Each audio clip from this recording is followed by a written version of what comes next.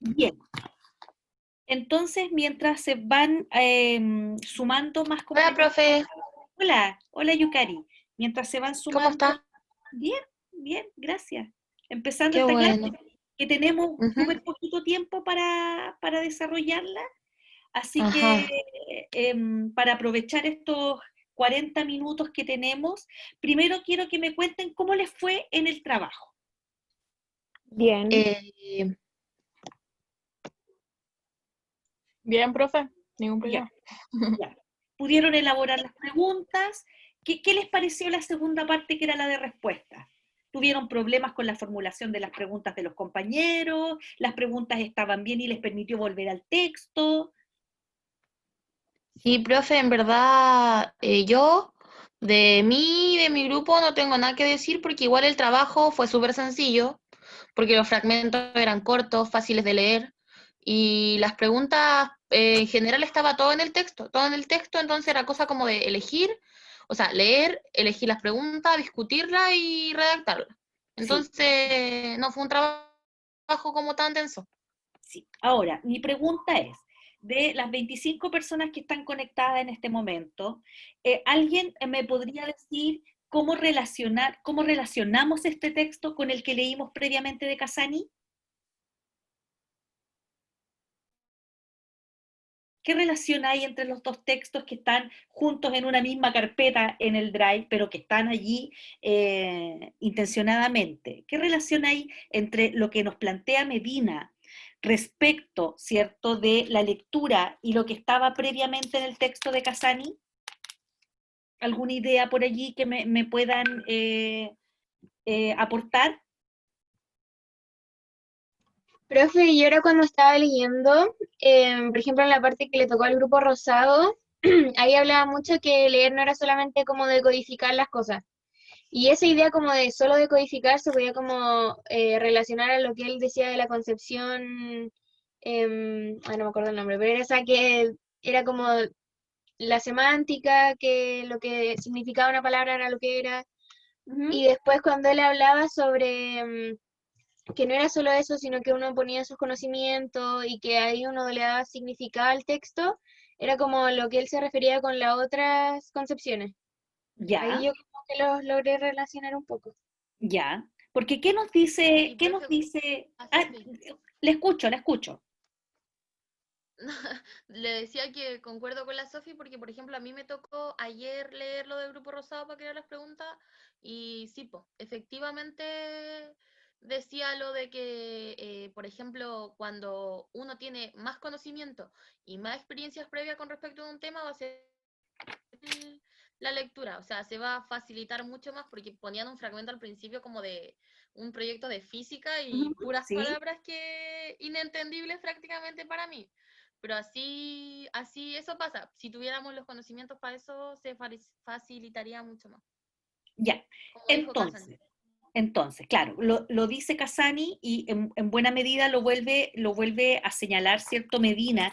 ¿Qué nos dice Medina entonces de la lectura? Porque ella parte primero haciendo toda una muestra empírica de los resultados que tienen niños, niñas y adultos eh, en las pruebas estandarizadas, ¿cierto? Sabemos que somos un país que los datos revelan que tenemos una baja comprensión lectora y entonces ella hace todo este análisis para poder irnos conduciendo progresivamente al aula, a la sala de clases donde los profesores, ¿cierto?, van a desempeñar un rol fundamental a partir de sus prácticas.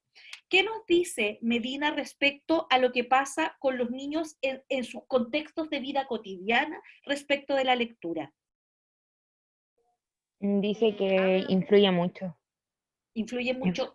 ¿Qué en el influye? sentido de la familia, en cómo Ya, en el sector, por así decirlo, donde se desarrolla el niño y ya, donde está desarrollando la lectura y la escritura. Como que habla mucho de que, por ejemplo, decía en el texto, no sé si textual, pero decía que si había niños en casas que tenían libros, cuentos o cosas para que ellos pudieran leer o como introducirse a la lectura y la escritura, eso facilitaba mucho y ayudaba mucho a que el niño tuviera una mejor lectura y escritura en un futuro. Y que Ya. a los niños que tenían como menos recursos en ese sentido y que no tenían esta, por así decirlo, recursos, como los libros y esas cosas,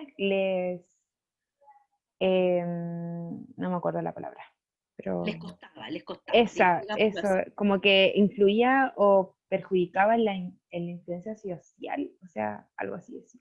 Ya, efectivamente, Noemí, una de las cosas más relevantes, que yo me voy a concentrar en esta parte del texto porque es donde están los elementos más relevantes para uno como profesor, ¿cierto? Primero tienen que ver con el valor y la relevancia del medio, que es lo que tú estás señalando.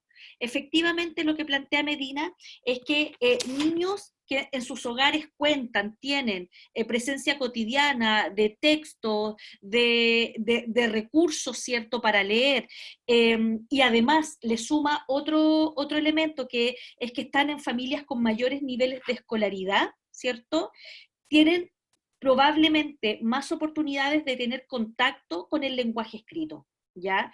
Y este lenguaje escrito está absolutamente vinculado a su vida cotidiana, y ella señala que entonces, ¿cierto?, hay una condición que es una condición social del medio del niño, que es muy favorecedora para el desarrollo y la calidad de los aprendizajes, ¿ya? ¿Estamos de acuerdo con ello? ¿Qué les parece a ustedes esa afirmación? Aparte de lo que señaló Noemí, ¿cierto? ¿Qué les parece esa afirmación? ¿Qué implicancias trae eso para uno como profesor, el que el capital cultural determine también la calidad de los aprendizajes? ¿Qué les parece a ustedes como futuros profesores el contar con esta afirmación? ¿Qué Yo estoy de desafíos? acuerdo,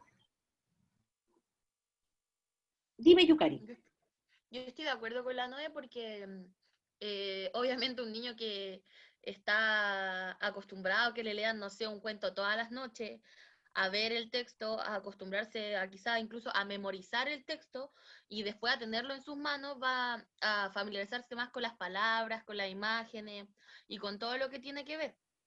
Pero yo creo que eso de usar la lectura y la escritura igual como que, o sea, como lo que dijo usted, como que hay de repente bajo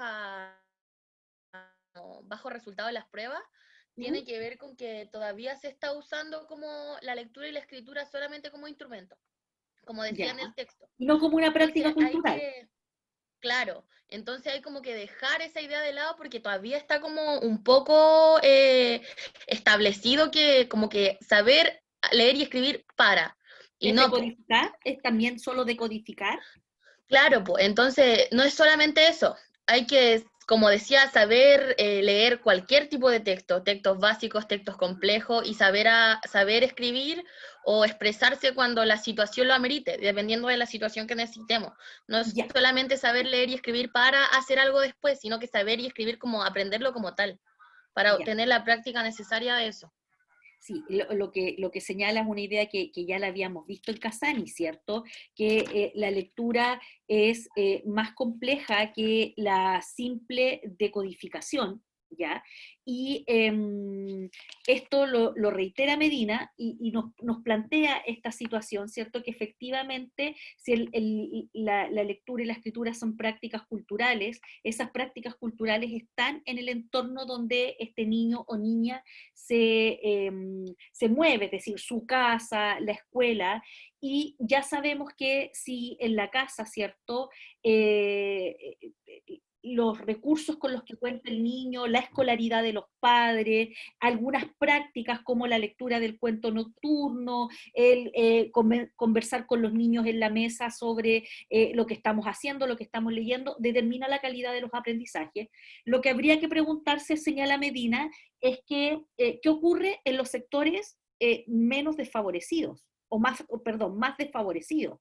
¿Qué es lo que pasa, ¿cierto?, con estos niños en lugares donde no se cuenta con estas prácticas, donde los padres, por ave o C motivo, tienen baja escolaridad, donde los niños no tienen acceso, ¿cierto?, muchas veces ni siquiera a ir a la educación inicial, es decir, muchos niños llegan recién a kinder como el primer contacto que tienen con un ambiente que pueda favorecer prácticas de lectura, que los niños escuchen cuentos, que reconozcan tipos de textos, que los manipulen, etcétera. Entonces, efectivamente, lo que hace Medina es mostrarnos, y aquí plantea una idea súper relevante, es que primero que todo el lenguaje se aprende observando a los expertos, ella usa este concepto, a los expertos en su utilización.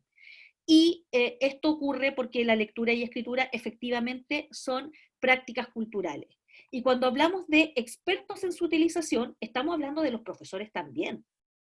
Y entonces ella nos conduce a esta siguiente idea, que es la necesidad de proveer entonces, ¿cierto? Desde nuestro espacio, que es la sala de clase, ambientes letrados y dinámicas culturales que de alguna manera, ¿cierto?, permitan que los niños tengan estas experiencias enriquecedoras que muchas veces no tienen en sus casas. ¿Qué es lo que nos decía Medina al respecto de esto de los ambientes letrados y estas dinámicas culturales que los profesores tenemos que favorecer en la sala de clase?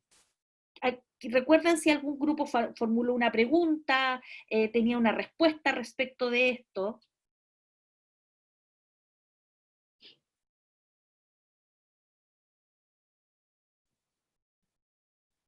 Los y las escucho sobre los ambientes letrados, o a los que les tocó leer esta parte del texto y formular preguntas. ¿Qué recuerdan? ¿Qué ideas habían allí detrás de esta afirmación? La necesidad de proveer ambientes letrados y dinámicas culturales favorecedoras.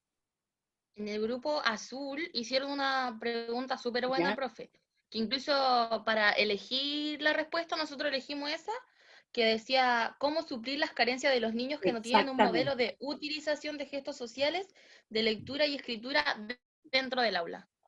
Entonces ahí hablaba de que tenían que, o sea, primero también se habla como desde que hay que iniciar desde chiquitito, desde la educación primaria, porque decía un ejemplo como de que daba igual que los niños no supieran escribir, igual había como que presentarle letras, mostrarle cuentos y todo, porque como decía, como que no presentarle la escritura a un niño que no sabe escribir sería como no hablarle a un niño que no sabe hablar. Ujú. Entonces es necesario Exactamente. para que puedan aprender a leer y escribir y se familiaricen lo antes posible con lo que es la lectura y la escritura. Y ahí también hablaba como de hacer dictado, de tener distintos tipos de materiales, mapas, mostrar Dictado al afiches, adulto, de distintos hecho ella tipos usa de... el concepto de Claro, dictado al sí, adulto. dictado adulto, claro, ese era el término. Y Sí. distintos tipos de texto para que los niños se familiaricen con todo. Exactamente, lo que tú dices es un fiel reflejo de la propuesta que nos va haciendo Medina aquí como profesores, porque ella nos combina, ¿cierto?, a algo que, que parece de perogrullo, pero que es súper relevante que lo discutamos, y que es la necesidad de suplir las carencias de los niños y niñas en esto que estábamos conversando, ¿cierto?, que ellos, muchos de ellos viven los primeros años de su vida antes de llegar a la educación formal en el colegio, viven en ambientes que son poco favorecedores de prácticas de lectura y escritura, ¿ya? Mientras hay otros que están expuestos a prácticas súper enriquecedoras de lectura y escritura, incluyendo, como tú señalabas, las que en los jardines infantiles se organizan sistemáticamente para que los niños las vivencien y que no tienen que ver con que ellos decodifiquen, sino que tienen que ver con que estén en contacto con buenos textos, con lectura cotidiana de cuentos, de artículos informativos, con la interrogación de afiches, con el reconocimiento de recetas de cocina, de tarjetitas de invitación, etc.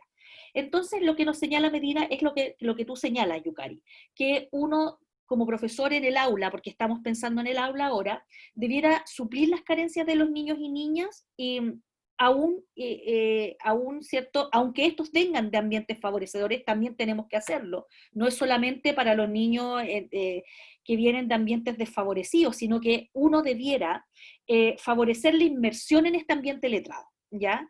Y establecer determinadas dinámicas culturales en la sala de clases, ofrecer múltiples invitaciones a leer y escribir, múltiples invitaciones a leer y escribir. Y esto es lo que tú señalabas, y no necesitamos que los niños lean, como vamos a ir viendo en el desarrollo del curso.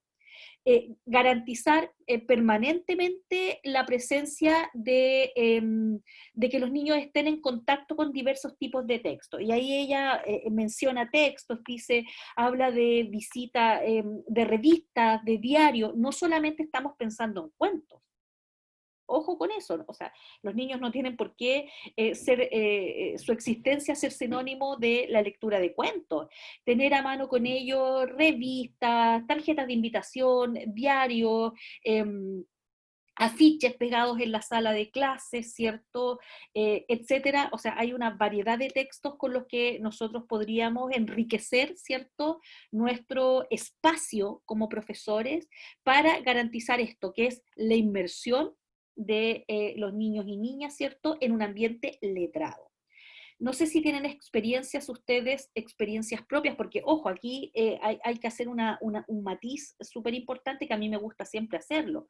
No se trata de que yo en la sala de clases tenga pegada una infinidad de cosas, ¿cierto? Un mar de cosas, como vemos en muchas salas de clase, donde no hay ni una intencionalidad, entonces lo que llega yo lo voy pegando, y finalmente entre tanta cosa, entre muebles arrumbados, libros viejos, afiches, carteles, calendario del año pasado, finalmente hay un caos visual que no es a lo que nos referimos cuando hablamos de ambiente letrado.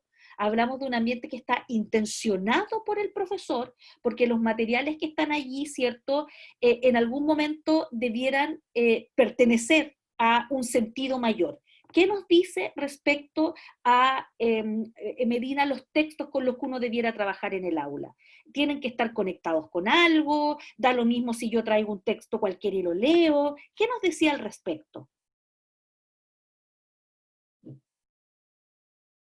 Que esto está como en la última parte del texto que leímos. Profe, disculpe, no entendí como la Claro, pregunta. que yo les decía que ya, estamos en la lógica de que hay que proporcionar ambientes letrados, pero esos ambientes letrados implican que yo cada texto que encuentre lo llevo y lo pego en la sala, o esos textos tienen que integrarse a unidades de sentido mayor, no sé, proyectos, donde ese texto, donde se genere la necesidad de que el niño se acerque y lea ese texto. ¿Qué dice Medina? Es bueno trabajar con textos, da lo mismo el contexto en que ese texto aparece, o ese texto se potencia en la medida que está integrado en una necesidad mayor, ¿cierto?, en un proyecto, en una tarea que estamos realizando como curso.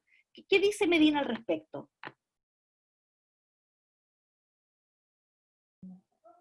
Dice, o sea, como llevándolo a lo que usted está hablando, dice que desde el inicio los niños tienen que como someterse a textos que generen conflictos de interés, Ya, muy y en bien. los cuales ellos como lectores puedan poder resolverlo, ya sea como dice usted en proyecto, en cualquier tipo de texto, no solamente en uno en específico.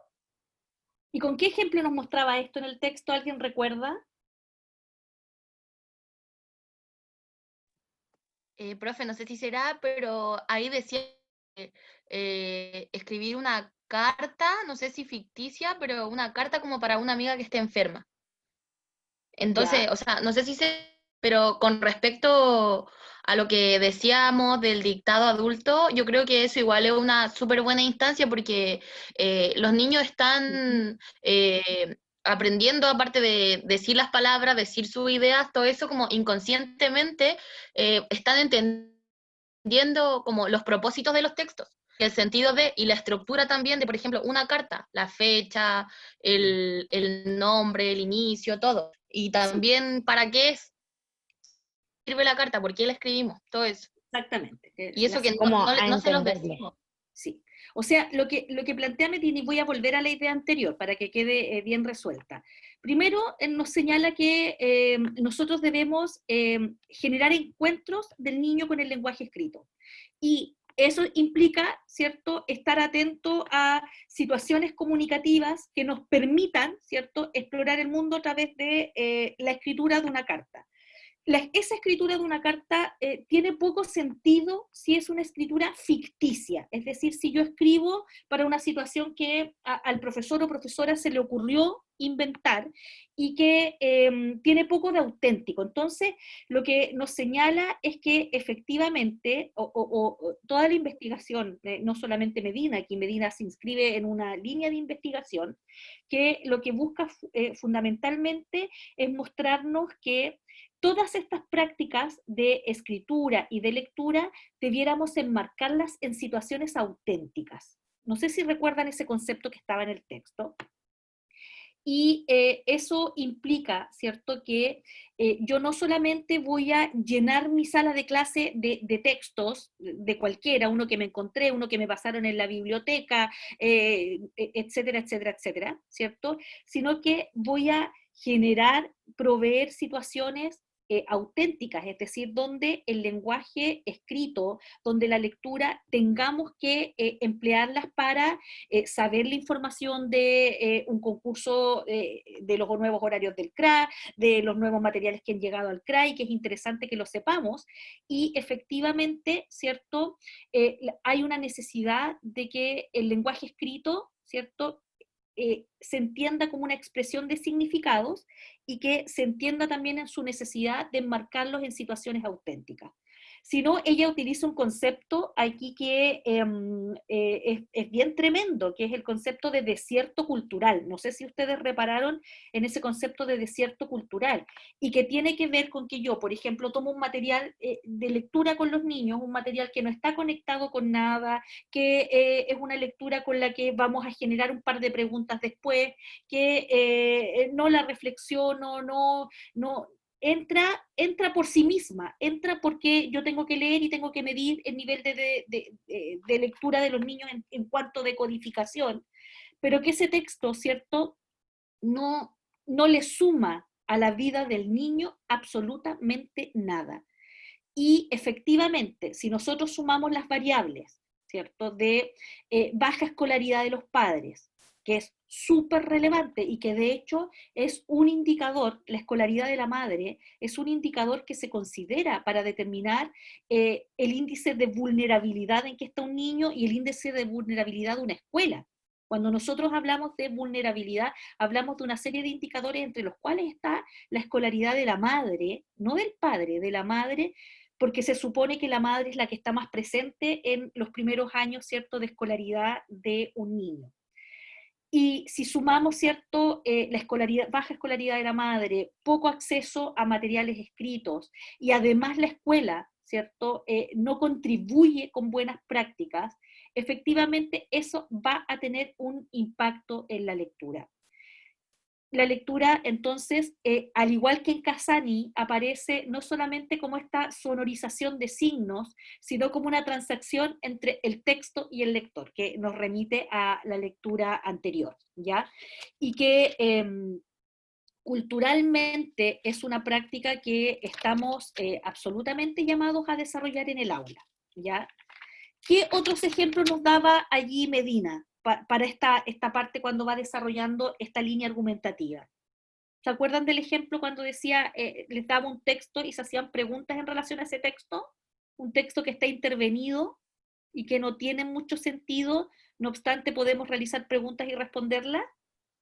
El de Carmen, Uh-huh. decía como, aquí yo lo tengo abierto y dice como Carmen esticuraba un po y le artemunía a la alia, y es súper raro.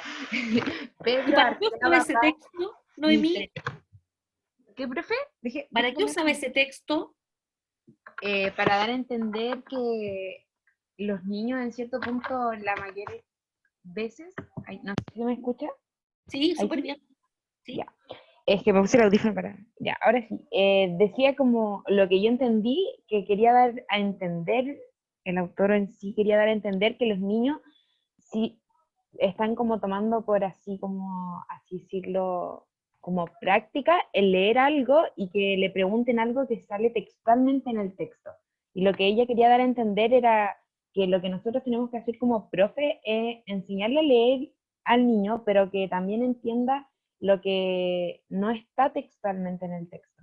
Esa era como la idea, o eso fue lo que yo entendí que quiso dar con ese, en cierto punto, texto un poco enredado. Es como que no tenía mucho sentido, pero se le entendió lo que la idea de lo que quiso dar. Ya. ¿Alguien más quiere aportar aquí a lo que está diciendo Noemí?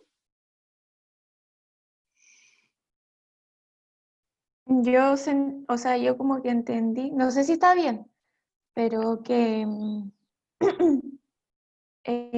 como que el niño sí podía decodificar así normal, ver así como la respuesta y todo, porque salía textual, pero no la entendía, pues entonces como que al final no servía de nada. ¿Ya? O sea, sirve hasta cierto punto. Si nos quedamos, recuerden de ustedes que cuando terminamos el taller pasado, el de Casani, había una última lámina que decía, ¿ya? Leer las líneas, leer entre líneas y leer tras las líneas. Y efectivamente lo que tú estás diciendo es que sirve cuando estamos hablando de leer las líneas, pero la lectura puede agotarse allí. No, pues la idea es que el niño pueda leer tras las líneas, pues, pero no, en este ejemplo el niño no lo puede hacer, solamente lee lo que está como textual y lo que decodifica. O sea, cumple la tarea, cumple la Claro, tarea cumple de la leer, tarea, cumple la tarea pero de leer. Y no si es yo estuviera como... evaluando, ¿sí? Y si yo estuviera evaluando, ¿cierto? En algún criterio en específico, el niño cumple, el niño o el adulto o quien sea, cumple con la tarea de leer. Pero nos dice que eso nos queda corto, claramente nos queda corto en esta perspectiva, ¿cierto? De que lectura y escritura son prácticas culturales, están presentes en la vida cotidiana de las personas y que entonces, ¿cierto? Si son prácticas culturales y están presentes en nuestra vida cotidiana, requerimos efectivamente cambiar esta conceptualización de que la lectura y la escritura en el aula, primero, van a estar desconectadas de la vida real, ¿ya? O sea, eso está absolutamente opuesto, se opone a esta conceptualización, porque entonces yo puedo tener toda la vida a los niños escribiendo o desde primero básico en adelante escribiendo para nadie, ¿ya? Para nadie, haciendo estos ejercicios de cuyo único propósito son que el profesor evalúe, o puedo estar, ¿cierto?, haciendo una lectura de mi contexto que permite identificar oportunidades para que los niños lean y escriban. ¿Qué se les ocurre que podría ser una oportunidad para que los niños lean y escriban?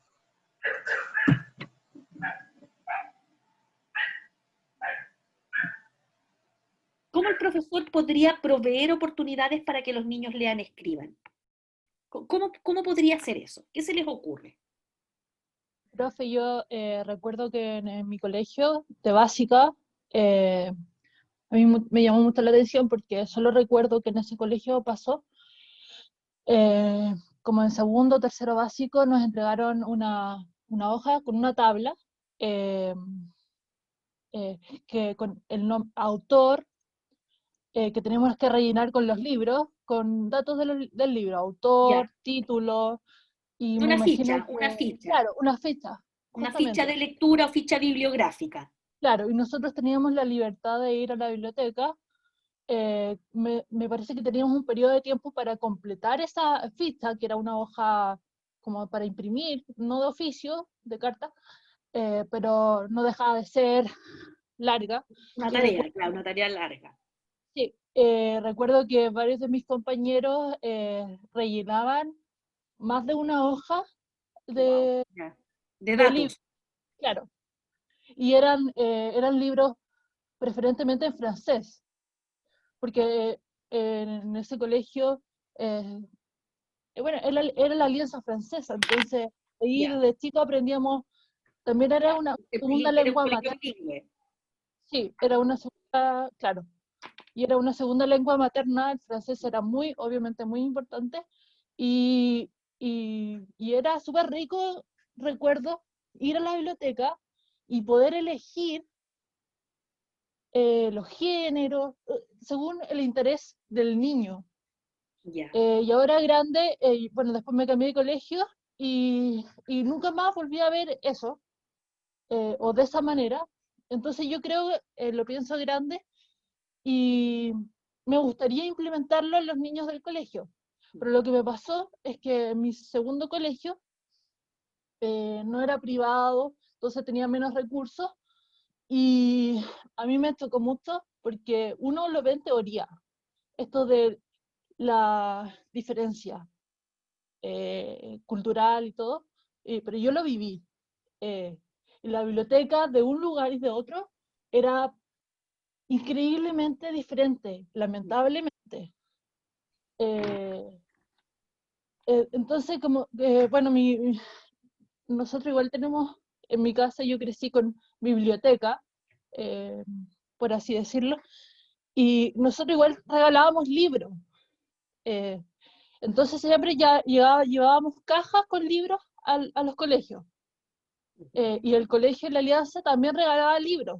Obviamente muchos eran en francés o en inglés y otros en castellano o español. Eh, pero igual ahí fue como un toque súper fuerte y yo creo que el desafío que tenemos como profesor son dos principalmente. Uno es equilibrar un poco la balanza y esto es, bueno, si uno tiene la oportunidad de enseñarle a leer, pero lo enriquecedor que es el leer, o sea, que los niños sientan el gustito. Sí, po, es que Porque, mira, Daniela, tú dijiste una cosa, no lo dijiste textualmente. Yo estoy haciendo la atribución. ¿Tú recuerdas esa actividad de ir a hacer esta ficha o este trabajo bibliográfico como una actividad placentera? ¿Ya? Como una actividad así como que, ay, qué rico era hacer ese trabajo, primero porque tenían las condiciones materiales, la biblioteca con textos interesantes para los niños, pero porque también era una actividad, ¿cierto?, de exploración. O sea, tú eliges tu libro, entonces, todo lo que tú señalas es súper efectivo y de alguna manera yo creo que te hizo mucho sentido cuando veíamos en el texto, ¿cierto? Estas ideas que nos va dejando Medina al comienzo del texto. Primero, que la desigualdad cultural, ¿ya? Que es lo que tú estás tratando de explicar cuando decía, y llego al otro colegio y wow, que vi la diferencia, ¿cierto? Y la diferencia no era solamente una diferencia social, que es lo que dice Medina. La desigualdad cultural es una desigualdad asociada a la de tipo social. Entonces, debemos pensar que efectivamente, ¿cierto? En ciertos sectores de la población donde hay colegios, los niños efectivamente no solamente vivencian una desigualdad social, que tiene que ver con el ingreso de la familia, que tiene que ver con la pobreza de la comuna donde viven, que también es un factor que se considera como índice de vulnerabilidad, ¿ya? Que tiene que ver con varias cosas, con el acceso de medios de transporte, hay lugares donde no llegan medios de transporte, pues, no llegan. Entonces, uno podría pensar en todas las implicaciones que eso tiene, en la densidad poblacional de la comuna, y todo eso se traduce en una desigualdad cultural. Y esa desigualdad cultural afecta indudablemente a la escuela, ¿ya? Y una parte al comienzo que me estoy haciendo el link con lo que tú señalaste, Daniela, ¿cierto? Es que efectivamente hay varias cosas que nos dice al respecto Medina, que tenemos poco tiempo ahora, pero son de larga reflexión. Y es, por ejemplo, que el dominio del lenguaje escrito, ¿cierto? Permite el acceso hacia una sociedad más democrática también. O sea, tiene implicaciones tanto en la vida cotidiana dentro de la escuela, en la vida del niño, la niña fuera de la escuela, pero también en nuestra participación en la sociedad, ¿ya? Pero, y aquí vamos a establecer el contrapunto, ella en el artículo nos señala que dentro de este panorama que es más bien sombrío, surgen experiencias que muestran resultados interesantes referidos a escuelas que tienen resultados parecidos a aquellas que son muy distintas en términos de su NSE o su nivel socioeconómico. ¿Habían preguntas respecto a eso? ¿Algún grupo le tocó formular preguntas o responder preguntas respecto a aquello? ¿Qué pasa en esas escuelas? Esas escuelas que les va súper bien, teniéndolo todo en contra. Porque ahí nombra una serie de factores que hacen que estas escuelas sean escuelas exitosas, ¿cierto? En contextos de alta vulnerabilidad. Profesora, igual es cuando los profesores se sienten responsables de los resultados de los niños, ¿no? Y se preocupan por ellos. Ya, sí, habían varias cosas que ella mencionaba, sí. Ciertamente hay una responsabilidad social de los profesores que trabajan en esa escuela. ¿Qué más? ¿Qué más había allí en esa parte? Si se formuló alguna pregunta sobre aquello.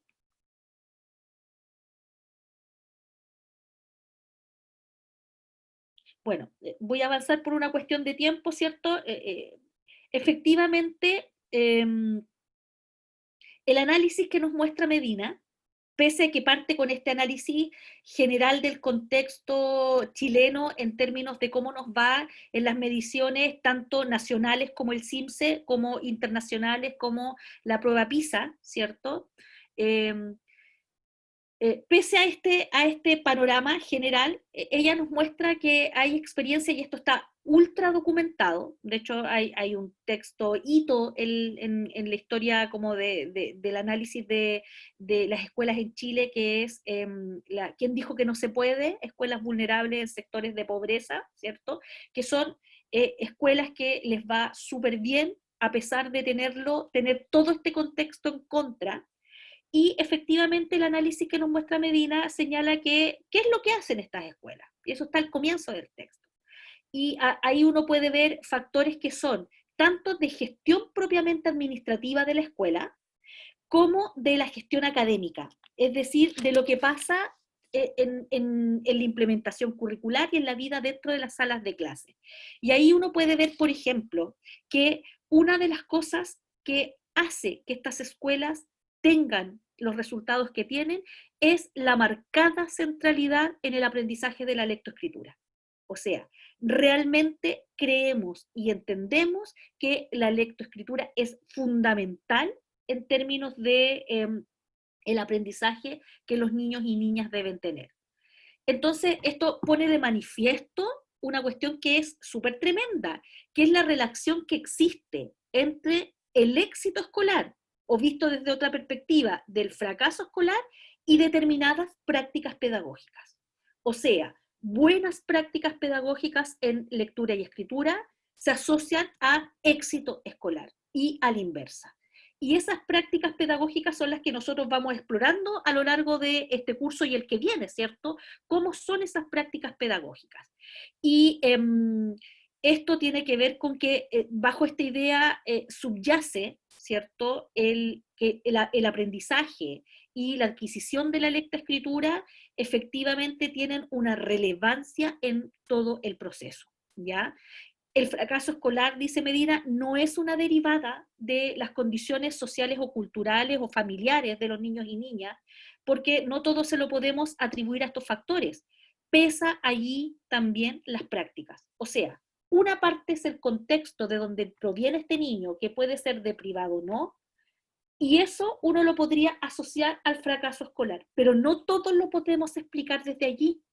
También tenemos que explicarlo desde lo que ocurre dentro de la escuela.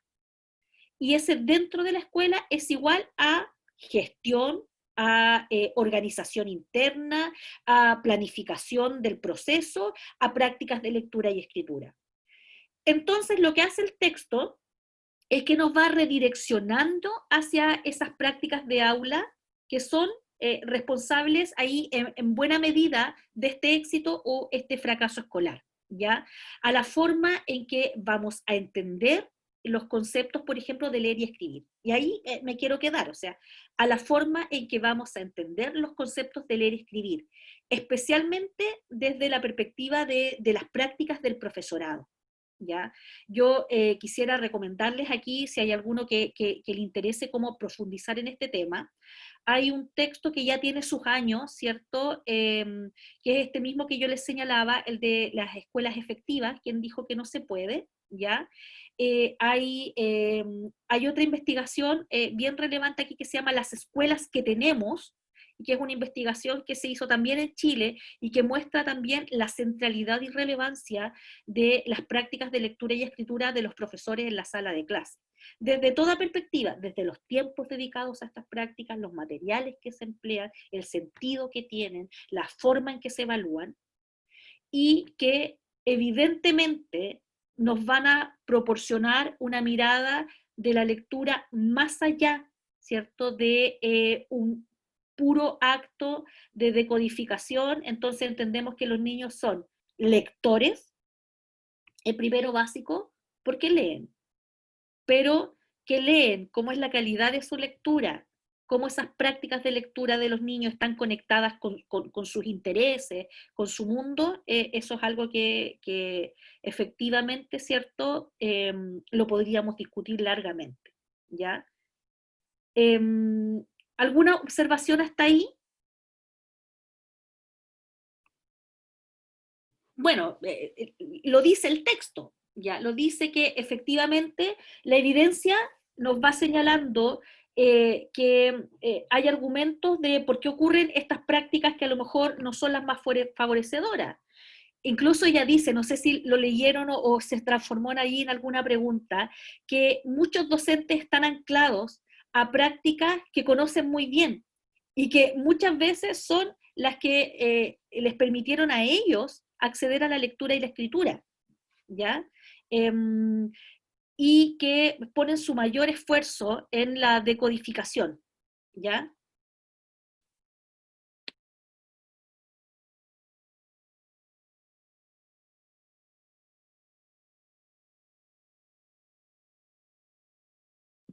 ¿Ya? Preguntas hasta ahí. ¿Alguna observación respecto a esto que ella dice, respecto de las propias prácticas de los profesores? Profe, a nosotros nos tocó responder como esa pregunta, ¿Ya? una pregunta parecía eso, y lo que nosotros como determinamos y respondíamos más o menos es que igual los profes se quedaban como, entre comillas, pegados a como ellos les enseñaron. Efectivamente. Entonces enseñaban como tal vez a ellos les enseñaron algo que es antiguo, o sea, como que igual la mentalidad de los niños de ahora es súper distinta con la tecnología, con todo eso, súper distinta a cómo aprenden, a cómo aprendían en esos tiempos. Entonces tal vez se puede usar otra estrategia, ya que es otros tiempos, por decirlo. Eso. Claro, lo vamos a abordar largamente durante el curso, ¿cierto? Claro, hay allí profes que están pegados en prácticas que conocen bien, ¿ya? Y que, como yo les decía, ponen su mayor esfuerzo en la decodificación, ¿ya? Y prontamente la decodificación, y este es el problema, aquí es donde se nos suscita el problema, va quedando estrecha para los niños y niñas, pues no alcanza a los fines mismos de la naturaleza del lenguaje. O sea, efectivamente, si los niños se quedan allí en entender, en vivenciar que la lectura es esto, el que yo me siente a leer un texto, evidentemente eso le va quedando prontamente como si fuera un traje que les va quedando chicos a los niños respecto de la naturaleza y los propósitos comunicativos de los mismos textos. Por tanto, si bien la enseñanza del código es súper importante al comienzo y es un proceso que no nos podemos saltar, ¿ya? No es suficiente para la formación de niños y niñas que dominan, ¿cierto?, su capacidad de leer y escribir, ¿ya?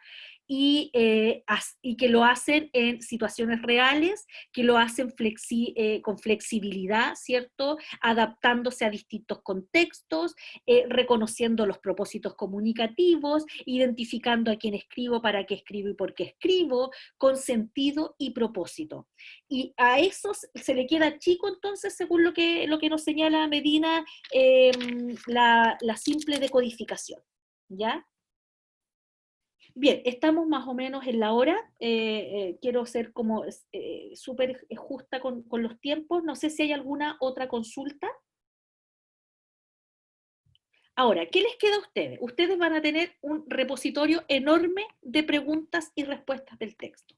Por lo tanto, si bien en esta primera lectura, la idea de Andrea y la mía fue hacerlos focalizarse en una parte del texto, que si ustedes se fijan, tenía perfecta lógica en sí misma, lo que les permitió el ejercicio que hicieron hoy día fue mirar otras partes del texto, ¿ya? Y ver cómo los compañeros habían elaborado preguntas. Entonces, para responderlas, usted tuvo que ir al texto, respondió estas preguntas que completaban la propia lectura que usted había hecho, y esto significa que usted tiene básicamente 3/4 partes del texto leídas, analizadas y discutidas. Y lo que debiera venir ahora es así una lectura total del texto para juntar todas estas piezas, para cerrar algunas inquietudes que ustedes tengan y para ir reforzando las ideas centrales que están allí en esta lectura. ¿Qué les ha parecido esta forma de abordar un paper? Que si no habría sido leer las 11 páginas en solitario. ¿Qué les ha parecido como estrategia de lectura? A mí me gustó, profe, porque yo, cuando fue el consejo de lectura de Casani, yo recibí el correo que decía que habían 2 lecturas y yo entendí que había que leerlas todas. Entonces, yo ya había leído este texto. A Medina, sí. Claro, y lo había resumido más o menos en una plana y media. Pero, cuando tuvimos que ayer hacer ayer y hoy, la actividad que hicimos, lo entendí mucho mejor. Y yo había anotado, sí, las ideas como principales, por así decirlo, pero las que igual son principales en sí es como entender el texto y ver esto, y aparte que tener que responder preguntas de, por ejemplo, a mí me tocó el morado y el azul de hoy. Que era la parte final del texto. Claro, y yo había leído no, el azul es la tercera parte y el morado era la última, el remate del texto. Claro, porque el rosa venía entre medio. Venía antes del morado. Claro, y la cosa es que los leí los dos y sentí que ya lo había leído obviamente, pero lo entendí mucho mejor esta vez. Todo calza, la vez que lo leí todo sola. Claro, sí. que la vez que lo leí sola, no, así como mal. Y aunque haya anotado los principales como ideas, esto me sirvió mucho más y lo encontré súper como didáctico, por así decirlo, y aparte trabajé con compañeras que nunca había trabajado, incluso no las conozco ninguna. Súper buena idea. Oye, sí. Eso también es buena idea. Lo que sí me complicó nomás es como que hemos hecho 2 trabajos, por así decirlo, y es como que siempre es aleatorio. Entonces yo nunca sé si voy a estar con personas que realmente son responsables o yo tengo que andar como detrás. Es como lo único. Pero en sí la actividad está súper buena. A mí me gustó. Bueno, dice ahí la Tamara también que su evaluación es súper buena. Y si ustedes se fijan, yo en mi análisis ahora partí de atrás para adelante con el texto. Pues. Partí discutiendo y preguntándoles esto de el aula, desde la perspectiva del aula que nos hace, ¿cierto?, posicionarnos en nuestro plano de un profesor en formación, una profesora como yo, leyendo un texto acerca de lectura y escritura, mirada también desde la perspectiva del aula. Y así fuimos, lo último que yo les comentaba es lo que está al comienzo del texto. O sea, si ustedes se fijan, cuando uno se vuelve más experto en una temática, como ustedes lo son más expertos ahora en el planteamiento de Medina que hace una semana atrás, para ustedes no hay ninguna dificultad en que yo haya partido por el final. Y no tuve que partir diciéndole, oiga, mire, las pruebas nos muestran que luego entonces entendamos los factores de la escuela. No hice esa lectura, partí de atrás para adelante y para ustedes no hubo problema. Lo que implica que su manejo del texto, ¿cierto?, se ha incrementado notoriamente, ¿ya? Bien, esta síntesis que yo estoy haciendo va a estar subida al aula para los compañeros que no pudieron conectarse. Sé que falta gente aquí, porque tenemos 29 y somos más. Va a estar subida al aula y también para que ustedes la revisen y puedan, no sé, hacer una última pasada sobre el texto antes de que avancemos, ¿cierto?, en el curso. Profe, Bien, una pregunta. dígame. Las preguntas que tuvimos que responder ahora, ¿dónde las subimos? ¿Se las mandamos a usted o las ponemos en el foro? Sí, pónganlas en el foro, sí, dejemos Ahí, todo bacán. en el foro, así nos va sirviendo para tener ahí también un repositorio de, no las pierdan, no las pierdan, súbanlas, fotografíenlas, como ustedes quieran, pero que vayan quedando esas preguntas. Y lo siguiente Ya, es que profe, estén súper gracias. atentos al aula ahora con las siguientes tareas y actividades. Ya, profe. Bien, listo. Nos vemos entonces, atentos al aula, ustedes saben, revisándola. Bueno, nosotros vamos programándonos siempre de una semana para otra para no llegar así en frío a la clase, así que atentos con eso. Listo, nos vemos entonces. Adiós. Ya, profe, chao. Chao, que esté bien. Chao. Chao, profe, gracias. Chao.